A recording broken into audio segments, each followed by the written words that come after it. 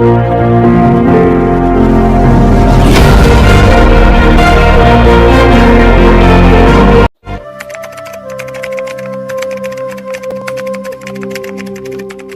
হবে রানীমহলে, আলাপ আলোচনা হবে। একে একে প্রায় সবাই ছিল রানীর কাছে। প্রায় ঘন্টাখানেকের মধ্যেই পৌঁছে মানুষের থেকেই এসব শয়তানের নাগালে এসেছে। আসলে উনি এই স্বামীকে ভালোবেসে প্রেম করে বিয়ে করেছেন। এই জন্য আমার মনে হলো মানুষ পরীর সন্তান মেয়েটাকে অপরাধী। বুঝলে পরীরা, মেয়েটাকে অভিশাপ দিয়েছিলাম, কিন্তু এখন।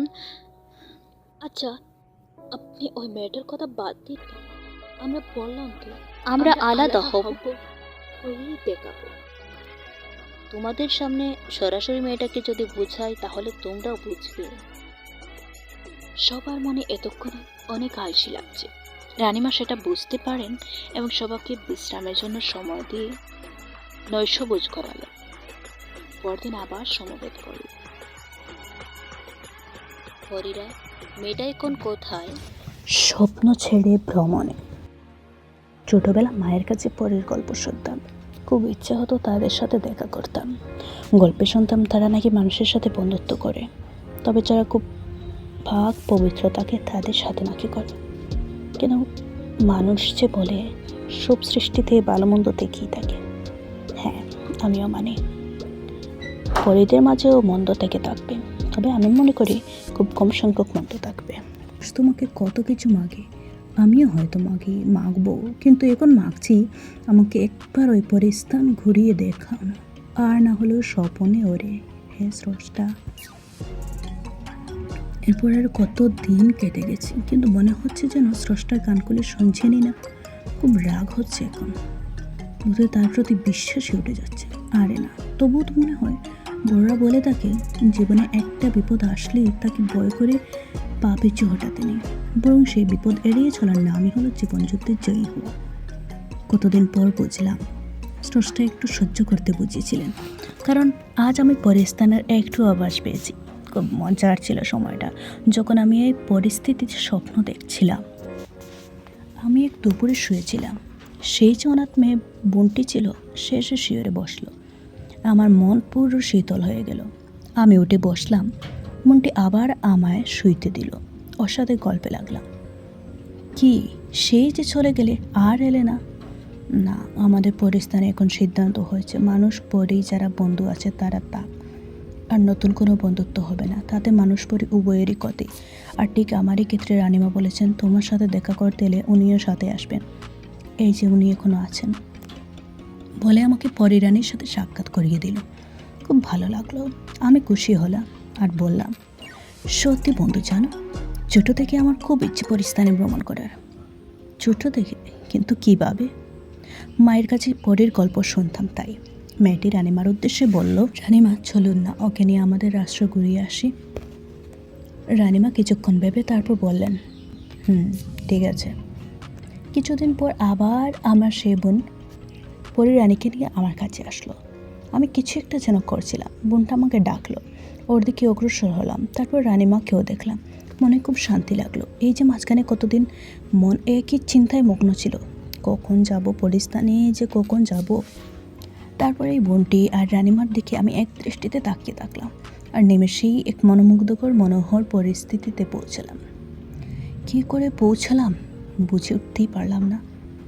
কতক্ষণ ঘুরলাম, কেউ আমার সাথে ছিল কি না বুঝতে পারলাম না, এত মগ্ন ছিলাম ভ্রমণে। প্রথমেই দেখলাম খুব বড় এক ফুল বাগানে কিছু পরি জল দিচ্ছে, আর কিছু ফুলের উপর বিভিন্ন বর্ণের প্রজাপতি নেচে বেড়াচ্ছে। তাদেরকে দেখতে মনে হচ্ছে যেন তারা কিছু গল্প করছে।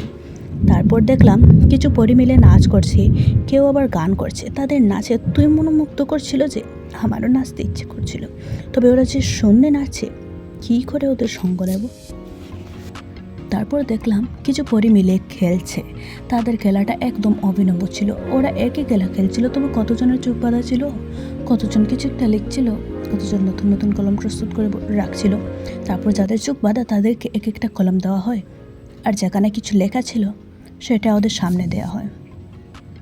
ওরা একবার কলমটা ঘুরে তারপর যেখানে কলমের আগার দিক থাকে সেখানে কী আছে লেখা সেটা হাত দিয়ে অনুভব করে তারপর চোখের বাঁধ খুলে লিখে দেখাবে।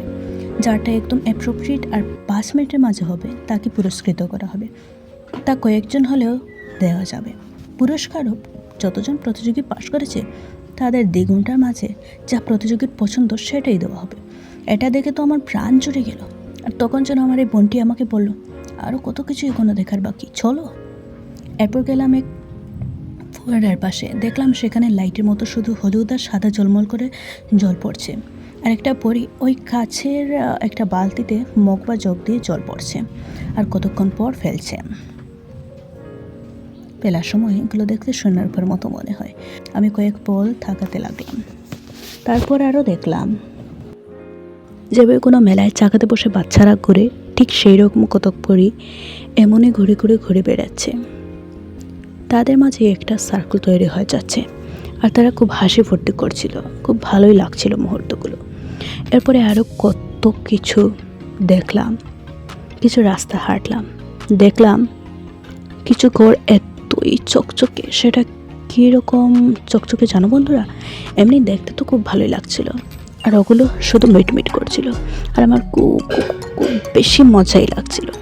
এরপরে রানীমাকে দেখলাম একটা মহলে বসে আছেন। সেখানে দেখলাম কিছু সভাসদ ডেকেছেন। একজন অগ্নিপরী, একজন জলপরী, একজন আকাশপরী, একজন মাটিপরী যিনি খুবই কম উঠতে পারেন, তিনি একজন শান্তপরী। এরাই ছিলেন বিশেষ জনকয়জন আর বাকিরা ছিল স্বাভাবিক পরী। রানীমা বললেন, অগ্নিপরীর সৌরজগতের নিজের রাজত্বে একটা এলাকা আছে, বলতে গেলে সূর্যের কাছাকাছি অবস্থিত। উনি হচ্ছেন অগ্নিপরী সমূহের রানী। আবার জলপরীদেরও সমুদ্রের তলায় একটা রাজত্ব আছে আর উনি হলেন ওদেরই রানী। এদিকে মাটিপরীদের অর্থাৎ সমতল থেকে নিয়ে মালভূমি পর্যন্ত দেখাশোনা করার দায়িত্ব ওদের। মানে এই সমস্ত অঞ্চলে প্রায় ওদেরই রাজত্ব আর উনি হচ্ছেন মাটিপরীদের রানী। আবার ওই যে শান্তপরী, ওনার রাজত্ব চন্দ্রের কাছাকাছি অঞ্চলে। ওরা সর্বদাই শান্ত স্বভাবের থাকে। উনি শান্তপরীদের রানী। কতক্ষণ পর আবারও বললেন রানীমা, আর কি আকাশপরী, ওকে নিয়ে আর কি ভাববো? ও তো আমার এখানে প্রধান সভাপতি, সবাইকে আপ্যায়নের জন্য ও রয়েছে। এমনিতে বেশিরভাগ সময় ওই আমার বদলে কাজ ফুরিয়ে নেয়, তাই আমি মুক্ত রাখতে পারি। তারপর রানীমা কি যেন ইশারা করলেন আর আমার বোনটি আমাকে নিয়ে অন্য এক স্থানে চলে গেল। তারপর আমি জিজ্ঞাসিলাম, হেই রানীমা, এখন কি করছেন আর আমাকে এখানে কেন নিয়ে এলে? আমি সেই স্থানে অন্তত আরও কিছুক্ষণ দেখবো ভাবছিলাম। রানীমার এখন ওনাদের সবার সাথে মিটিং আছে, সেখানে এই মুহূর্তে টাকা নিষিদ্ধ। আর হ্যাঁ, তুমি খারাপ পেও না। আরও যেন কিছু বলছিল, তবুও আমি বললাম, কেন খারাপ পাবো কেন, কি হয়েছে? আসলে তোমার এখন যাওয়ার সময় হয়েছে, যেতে হবে তোমায় তোমার বাড়িতে। এখন সেটা অসম্ভব। আমি কতটা সময় এখানে থাকতে চাই। যা গেলামই না হয়, কী করে যাবো এখন? তার ব্যবস্থা করে দেব। আমার খুবই মন খারাপ লাগছে। দেখি বোনটি আমাকে একটা সোনা ও রূপা মিশ্রিত পাথর এনে দিল আর বলল, যখন আমাদের দেখতে ইচ্ছে করবে এটার দিকে তাকিয়ে থাকবে। রানীমা আর আমি কী করছি সেটা দেখে নেবে, ঠিক আছে? ঠিক আছে। তারপর কিছুক্ষণ পর আমি সজাগ হলাম, দেখলাম 3-2টা বেজে গেছে। মা বললেন, কী রে এত লম্বা ঘুম? ভাবলাম এখন তো করে কেউ নেই, তবে মাকে বলেই দিই সব ব্যাপার।